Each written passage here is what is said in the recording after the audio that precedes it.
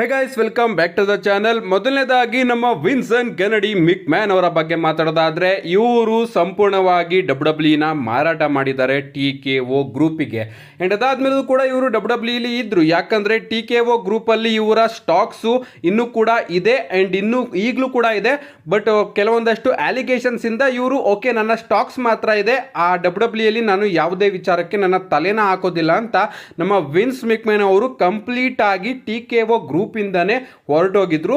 But ಇನ್ನೂ ಕೂಡ ನಮ್ಮ ವಿನ್ಸ್ ಮಿಕ್ಮ್ಯಾನ್ ಅವರ ಶೇರ್ಸು ಹಾಗೆ ಸ್ಟಾಕ್ಸ್ಗಳು TKO ಗ್ರೂಪ್ ಬಳಿ ಇದೆ. ಅಂಡ್ ಈಗ ನಮ್ಮ ವಿನ್ಸ್ ಮಿಕ್ಮ್ಯಾನ್ ಅವರು ಕಳೆದ ತಿಂಗಳು 100 ಮಿಲಿಯನ್ ವರ್ತ್ನ TKO ಗ್ರೂಪ್ನ ತನ್ನ ಸ್ಟಾಕ್ಸ್ನ ಮಾರಾಟ ಮಾಡಿದ್ದಾರೆ ಅಂತಲೇ ಹೇಳ್ಬೋದು. ಗೊತ್ತಿಲ್ಲ ಈ ವಯಸ್ಸಲ್ಲಿ ಅವರಿಗೆ 100 ಮಿಲಿಯನ್ ಡಾಲರ್ಸ್ಗಳು ಯಾಕೆ ಬೇಕಾಯಿತು ಅಂತ.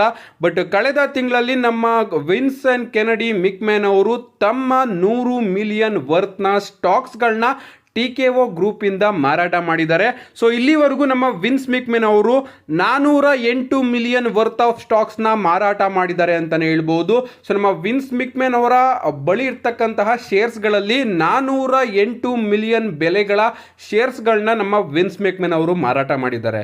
ಈ ವಯಸ್ಸಲ್ಲಿ ಅಷ್ಟೊಂದು ದುಡ್ಡನ್ನ ಏನು ಮಾಡ್ತಾರೆ ಅಂತ ನನಗಂತೂ ಅರ್ಥ ಆಗ್ತಾ ಇಲ್ಲ. ಅದರಲ್ಲಿ 1% ಆದರೂ ನಮ್ಮ ಕೈಗೆ ಸಿಕ್ಕಿದ್ರೆ ನಾವು ಕೂಡ ಸ್ವಲ್ಪ. ನೆಕ್ಸ್ಟ್ ಅಪ್ಡೇಟ್ ಕಡೆ ಬರ್ತಾಯಿದ್ರೆ ಇದಿರುವಂಥದ್ದು ನಮ್ಮ ಕಾರ್ಮೆಲೋ ಅವರ ಬಗ್ಗೆ. ನಮ್ಮ ಕಾರ್ಮೆಲೋ ಅವರು ತಮ್ಮ ರಿಟರ್ನ್ನ ಅನೌನ್ಸ್ ಮಾಡಿದ್ದಾರೆ ಅಂತಲೇ ಹೇಳ್ಬೋದು. ಸೊ ಆದಷ್ಟು ಬೇಗ ನಮಗೆ ಕಾರ್ಮೆಲೋ ಅವರ ರಿಟರ್ನ್ ಕೂಡ ನೋಡೋದಕ್ಕೆ ಸಿಗುತ್ತೆ. ಇದ್ರ ಬಗ್ಗೆ ನಮ್ಮ ಕಾರ್ಮೆಲೋ ಅವರೇ ಒಂದು ಟ್ವೀಟ್ ಮಾಡಿ ತಿಳಿಸ್ತಾರೆ. So excited to announce I will be seeing you all in Philly next week for WrestleMania Saturday WWE world 11 AM ಅಂತ ನಮ್ಮ ಕಾರ್ಮೆಲೋ ಅವರು ಅಫಿಷಿಯಲ್ ಆಗಿ ಅನೌನ್ಸ್ ಮಾಡಿದ್ದಾರೆ. ಸೊ ನಾನು ರಸಲ್ ಮೇನಿಯಾಗೆ ಬರ್ತಾ ಇದ್ದೀನಿ, ನಿಮ್ನೆಲ್ಲರನ್ನು ಕೂಡ ಭೇಟಿ ಆಗ್ತೀನಿ ಅಂಡ್ WWE ವರ್ಲ್ಡ್ ಅಲ್ಲೂ ಕೂಡ ನಾನು ಇರ್ತೀನಿ ಅಂತ ನಮ್ಮ ಕಾರ್ಮೆಲೋ ಅವರು ಅಫಿಷಿಯಲ್ ಆಗಿ ಅನೌನ್ಸ್ ಮಾಡ್ತಾರೆ. ಅಂಡ್ ಅದಾದ್ಮೇಲೆ ಹೇಳ್ತಾರೆ, can't wait to see everyone again and remind you that Melo is mummy sorry Melo is money, hope you guys don't forget about me ಅಂತ ನಮ್ಮ ಕಾರ್ಮೆಲೋ ಅವರು ಒಂದು ಟ್ವೀಟ್ನ ಮಾಡಿ ತಿಳಿಸಿದ್ದಾರೆ. ಗೊತ್ತಿರುತ್ತೆ ಅಂತ ಅನ್ಕೋತೀನಿ ನಮ್ಮ ಕಾರ್ಮೆಲೋ ಅವರು WWE ಇಂದ ಯಾಕೆ ಬ್ರೇಕ್ನ ತಗೊಂಡಿದ್ರು ಅಂತ. ಯಾಕಂದ್ರೆ ಅವರು ತಾಯಿ ಆಗಿದ್ರು, ಅದಕ್ಕೋಸ್ಕರ ಅವರು ಬ್ರೇಕ್ನ ತಗೊಂಡಿದ್ರು. ಅಂಡ್ ಈಗ ಮಗು ಎಲ್ಲ ಆಯಿತು, ಸೊ ತಿಂಗಳುಗಳೆಲ್ಲ ಕಳೀತಲ್ಲ, ಅದಕ್ಕೋಸ್ಕರ ನಮ್ಮ ಕಾರ್ಮೆಲೋ ಅವರು ಮತ್ತೊಮ್ಮೆ WWE ರಿಟರ್ನ್ ಆಗ್ತಾ ಇದ್ದೀನಿ, ನನ್ನನ್ನು ಯಾರು ಕೂಡ ಮರ್ತಿಲ್ಲ ಅಂತ ನಾನು ಅನ್ಕೋತೀನಿ ಅಂತ ಒಂದು ಟ್ವೀಟ್ ಮಾಡಿ ತಿಳಿಸಿದ್ದಾರೆ. ಸೊ ಪ್ರಾಬಬ್ಲಿ ರಾ ಆಫ್ಟರ್ ರಸಲ್ ಮೇನಿಯಾದಲ್ಲಿ ನಮಗೆ ಕಾರ್ಮೆಲೋ ಅವರ ರಿಟರ್ನ್ ನೋಡೋದಕ್ಕೆ ಸಿಗಬಹುದು. ನಾನು ಕೂಡ ಸಖತ್ ಕಾಯ್ತಾ ಇದ್ದೀನಿ ನಮ್ಮ ಕಾರ್ಮೆಲೋ ಅವ್ರನ್ನ ನೋಡೋದಕ್ಕೆ. ನಮ್ಮ ನೆಕ್ಸ್ಟ್ ಅಪ್ಡೇಟ್ ಕಡೆ ಬರೋದಾದ್ರೆ ರಸಲ್ ಮೇನಿಯಾದಲ್ಲಿ ಪ್ರಾಬಬ್ಲಿ ನಮಗೆ ಒಂದು 6 ವಿಮೆನ್ ಟ್ಯಾಗ್ ಟೀಮ್ ಮ್ಯಾಚ್ ಕೂಡ ನೋಡೋದಕ್ಕೆ ಸಿಗಬಹುದು. ಎಸ್, ಹಿಂದೆ ಕೂಡ ನಾನು ಈ ಒಂದು ವಿಚಾರನ ನಿಮಗೆ ತಿಳಿಸಿದ್ದೆ ಅಂಡ್ ಈಗ ಮತ್ತೊಮ್ಮೆ ಅದೇ ರೀತಿಯ ಅಪ್ಡೇಟ್ಗಳು ಬರ್ತಾ ಇದೆ ಅಂತಾನೆ ಹೇಳ್ಬಹುದು. ನಮಗೆ ರಸಲ್ ಮೇನಿಯಾ 40 ಅಲ್ಲಿ ಒಂದು 6 ವಿಮೆನ್ ಟ್ಯಾಗ್ ಟೀಮ್ ಮ್ಯಾಚ್ ನೋಡೋದಕ್ಕೆ ಸಿಗಬಹುದು.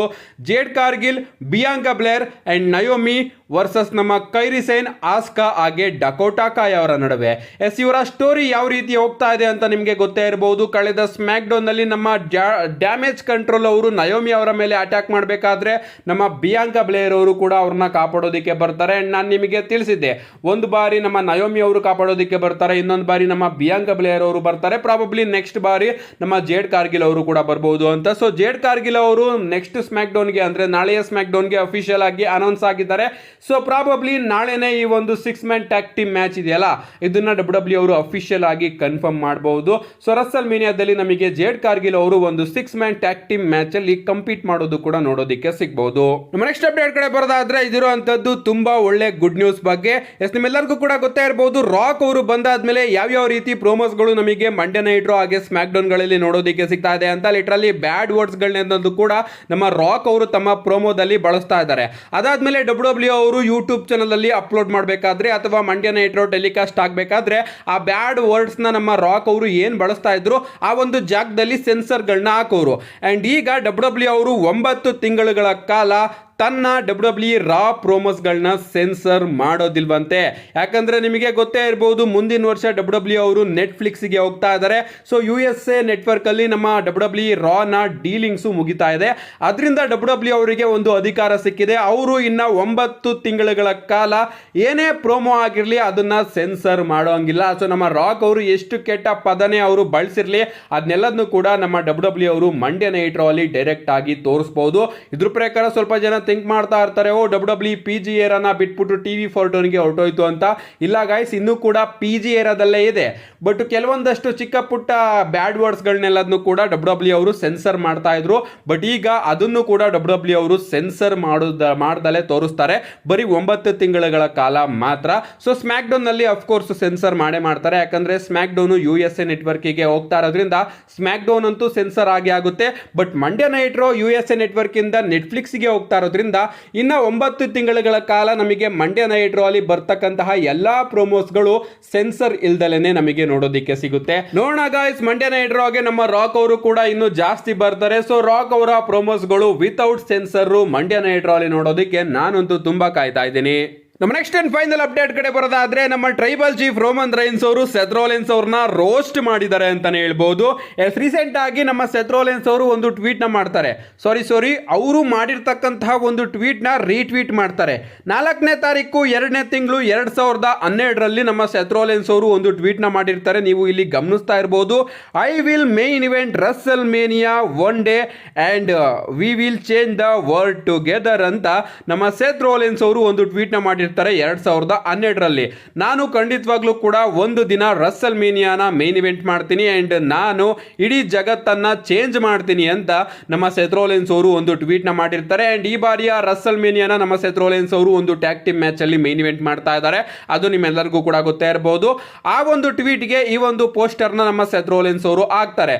ಓಕೆ, ನಾನು ನನ್ನ ಮಾತನ್ನ ಉಳಿಸ್ಕೊಂಡಿದ್ದೀನಿ, ನಾನು ಮೇನ್ ಇವೆಂಟ್ ಮಾಡ್ತೀನಿ ಅಂತ ಹೇಳಿದ್ದೆ, ಫೈನಲಿ ನಾನು ಮೇನ್ ಇವೆಂಟ್ ಮಾಡಿದ್ದೀನಿ ಅಂತ ನಮ್ಮ ಸೆತ್ ರೋಲೆನ್ಸ್ ಅವರು ಒಂದು ಟ್ವೀಟ್ ನ ಮಾಡ್ತಾರೆ. ಈ ಒಂದು ಟ್ವೀಟಿಗೆ ನಮ್ಮ ರೋಮನ್ ರೈನ್ಸ್ ಅವರ ಕಡೆಯಿಂದ ಒಂದು ರೀಟ್ವೀಟ್ ಬರುತ್ತೆ. ನಮ್ಮ ರೋಮನ್ ರೈನ್ಸ್ ಅವರು ಸೆತ್ ರೋಲೆನ್ಸ್ ಅವರ ಒಂದು ಪೋಸ್ಟರ್ ನ ಕ್ರಿಯೇಟ್ ಮಾಡಿ ಹಾಕಿದ್ದಾರೆ. The 40-year-old Virgin ಸ್ಟಾರಿಂಗ್ Seth freaking Rollins ಅಂತ ನಮ್ಮ ರೋಮನ್ ರೈನ್ಸ್ ಅವರು ಸೆತ್ ರೋಲೆನ್ಸ್ ಅವ್ರನ್ನ ಟ್ರೋಲ್ ಮಾಡ್ತಾ ಇದ್ದಾರೆ ಅಂತ ಅನ್ಕೋಬಹುದು. ಇದು ಇಂಗ್ಲಿಷ್ ಅಲ್ಲಿ ಬಂದಂತಹ ಒಂದು ಮೂವಿ ವರ್ಜಿನ್ ನ ಪೋಸ್ಟರ್ ನ ನಮ್ಮ ರೋಮನ್ ರೈನ್ಸ್ ಅವರು ಸೆತ್ ರೋಲೆನ್ಸ್ ಅವ್ರಿಗೋಸ್ಕರ ಕ್ರಿಯೇಟ್ ಮಾಡಿದ್ದಾರೆ. ಸ್ವಲ್ಪ ಜನಕ್ಕೆ ಅರ್ಥ ಆಗಿರೋದಿಲ್ಲ, ಅದಕ್ಕೂ ಇದಕ್ಕೂ ಏನು ಗುರು ತಲೆ ಬುಡ ಏನು ಕಾಣಿಸ್ತಿಲ್ಲ ಅಂತ ಅನ್ಕೋಬಹುದು. ನಾನು ಇವಾಗ ಅರ್ಥ ಮಾಡಿಸ್ತೀನಿ ನಿಮಗೆ. 2012ರಲ್ಲಿ ನಮ್ಮ ಸೆತ್ ರೋಲೆನ್ಸ್ ಅವರು ಹೇಳಿರ್ತಾರೆ, ನಾನು ರಸಲ್ ಮೇನಿಯಾನ ಒಂದು ದಿನ ಮೇನ್ ಇವೆಂಟ್ ಮಾಡೇ ಮಾಡ್ತೀನಿ ಅಂತ. ಅಂಡ್ ಈಗ 2024ರಲ್ಲಿ ನಮ್ಮ ಸೆತ್ ರೋಲೆನ್ಸ್ ಅವರು ರಸಲ್ ಮೇನಿಯಾನ ಮೇನ್ ಇವೆಂಟ್ ಮಾಡ್ತಾ ಇದ್ದಾರೆ.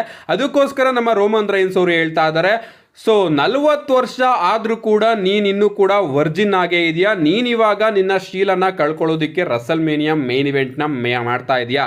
ಸೊ 40 ವರ್ಷ ಆದ್ರೂ ಕೂಡ ನೀನು ರಸಲ್ ಮೇನಿಯಾನ ಮೇನ್ ಇವೆಂಟ್ ಮಾಡಿಲ್ಲ, ಇನ್ನೂ ಕೂಡ ಹಂಗೆ ವರ್ಜಿನ್ ಆಗೇ ಇದೆಯಾ. ಆ್ಯಂಡ್ ಈಗ ನೀನು ನಿನ್ನ ವರ್ಜಿನಿಟಿನ ಲಾಸ್ ಮಾಡ್ಕೋತಾ ಇದೆಯಾ ರಸಲ್ ಮೇನಿಯಾನ ಮೇನ್ ಇವೆಂಟ್ ಮಾಡೋದ್ರ ಮುಖಾಂತರ. ಬಟ್ ನನ್ನ ನೋಡು, ನನ್ನ 8ನೇ ರಸಲ್ ಮೇನಿಯಾ ಮೇನ್ ಇವೆಂಟ್ ಇದು ಅಂತ ನಮ್ಮ ರೋಮನ್ ರೈನ್ಸ್ ಅವರು ಹೇಳ್ತಾ ನಮ್ಮ ಸೆತ್ ರೋಲೆನ್ಸ್ ಅವ್ರನ್ನ ಟ್ರೋಲ್ ಮಾಡ್ತಾ ಇದ್ದಾರೆ. ಸೊ 2012ರಲ್ಲಿ ನೀನು ಹೇಳಿದ್ದೆ ಅಲ್ವಾ, ಅಲ್ಲಿಂದ ಇಲ್ಲಿವರೆಗೂ ನಾನು 8 ರಸಲ್ ಮೇನಿಯಾನ ಮೇನ್ ಇವೆಂಟ್ ಮಾಡಿದ್ದೀನಿ, ಬಟ್ ನೀನು ನಿನ್ನ ಮೊದಲ ರಸಲ್ ಮೇನಿಯಾನ ಮೇನ್ ಇವೆಂಟ್ ಮಾಡೋದಕ್ಕೆ ಹೋಗ್ತಾ ಇದೆಯಾ ಅಂತ ನಮ್ಮ ರೋಮನ್ ರೈನ್ಸ್ ಅವರು ಟ್ರೋಲ್ ಮಾಡಿದ್ದಾರೆ. ಲಿಟ್ರಲಿ ರೋಮನ್ ರೈನ್ಸ್ ಅವರು ಈ ರೀತಿ ಟ್ರೋಲ್ ಮಾಡೋದು ಅಪರೂಪ. ಟ್ರೋಲ್ ಮಾಡಿದ್ರೆ ಮಾತ್ರ ಸಖತ್ತಾಗಿ ಟ್ರೋಲ್ ಮಾಡ್ತಾರೆ ಅಂತಾನೆ ಹೇಳ್ಬೋದು. ನನಗಂತೂ ಈ ಟ್ರೋಲ್ ತುಂಬಾನೇ ಇಷ್ಟ ಆಯಿತು. ನೋಡೋಣ ಗೈಸ್, ತಮ್ಮ ಮೊದಲ ರಸಲ್ ಮೇನಿಯಾನ ನಮ್ಮ ಸೆತ್ ರೋಲೆನ್ಸ್ ಅವರು ಮೇನ್ ಇವೆಂಟ್ ಮಾಡೋದಕ್ಕೆ ಹೋಗ್ತಾ ಇದ್ದಾರೆ. ಅದರಲ್ಲಿ ಅವರು ಗೆಲ್ತಾರ ಸೋಲ್ತಾರ ಅನ್ನೋದನ್ನ ಕಾದ್ ನೋಡಬೇಕು. ಅಂಡ್ ರಸಲ್ ಮೇನಿಯಾ ಸ್ಟೇಜ್ ಬಗ್ಗೆನೂ ಕೂಡ ಮಾತಾಡೋದಾದ್ರೆ, ಸದ್ಯಕ್ಕೆ ಸ್ಟೇಜ್ ಬಗ್ಗೆ ಯಾವುದೇ ರೀತಿಯ ಫೋಟೋಸ್ಗಳು ಲೀಕ್ ಆಗಿಲ್ಲ. ಬಟ್ ರಸಲ್ ಮೇನಿಯಾ ನಡೀತಿರ್ತಕ್ಕಂತಹ ಬಿಲ್ಡಿಂಗ್ ಹೊರಗಡೆ, ಅಂದ್ರೆ ರಸಲ್ ಮೇನಿಯಾ ನಡೀತಿರ್ತಕ್ಕಂತಹ ಸ್ಟೇಡಿಯಂ ಹೊರಗಡೆ ಡಬ್ಲ್ಯೂ ಅವರು ಒಂದು ದೊಡ್ಡ ಬ್ಯಾನರ್ ಹಾಕಿದ್ದಾರೆ. ನೀವು ಇಲ್ಲಿ ನೋಡ್ತಾ ಇರಬಹುದು, ರಸಲ್ ಮೇನಿಯಾ ನೈಟ್ 1ನ ಮೇನ್ ಇವೆಂಟ್ ಆದಂತಹ Roman Reigns Rock versus Cody Rhodes ಹಾಗೆ ಸೆತ್ ರೋಲೆನ್ಸ್ ಅವರ ಒಂದು ಮ್ಯಾಚ್ ನ ಬ್ಯಾನರ್ ನ ಅಳವಡಿಸಿದ್ದಾರೆ. ಆಫ್ ಕೋರ್ಸ್ ರಸಲ್ ಮೇನಿಯಾದ ಬಿಗ್ಗೆಸ್ಟ್ ಮ್ಯಾಚ್ ಅಂತಾನೆ ಹೇಳ್ಬಹುದು. ರಾಕ್ ಅವರು ಇರೋದ್ರಿಂದ ಇದು ಆಲ್ರೆಡಿ ಬಿಗ್ಗೆಸ್ಟ್ ಮ್ಯಾಚ್ ಆಗಿದೆ. ಈ ಮ್ಯಾಚ್ ನ ಡಬ್ಲ್ಯೂ ಅವರು ರಸಲ್ ಮೇನಿಯಾಗೆ ಅಡ್ವರ್ಟೈಸ್ ಮಾಡ್ತಾ ಇದ್ದಾರೆ ಮೈನ್ ಆಗಿ. ಅದಕ್ಕೋಸ್ಕರ ರಸಲ್ ಮೇನಿಯಾ ನಡೀತಿರ್ತಕ್ಕಂತಹ ಸ್ಟೇಡಿಯಂ ನ ಹೊರಗಡೆ ಈ ಬ್ಯಾನರ್ ನಮಗೆ ನೋಡೋದಿಕ್ಕೆ ಸಿಗ್ತಾ ಇದೆ. ಇನ್ನೇನು ಗಾಯ್ಸ್, ಎಷ್ಟೆತ್ತಿ ಹೇಳೋದು, ಇನ್ನೊಂದು ವಾರ ಇದೆ. ನಾನಂತೂ ತುಂಬಾ ಕಾಯ್ತಾ ಇದ್ದೀನಿ. ಅಂಡ್ ಇವತ್ತು ಚಾನಲ್ ಅಲ್ಲಿ ವಿಡಿಯೋಸ್ಗಳು ತುಂಬಾ ಬರುತ್ತೆ, ಅದಕ್ಕೋಸ್ಕರ ಚಾನಲ್ ನ ಸಬ್ಸ್ಕ್ರೈಬ್ ಮಾಡ್ಕೊಳ್ಳಿ. See you guys in my next video.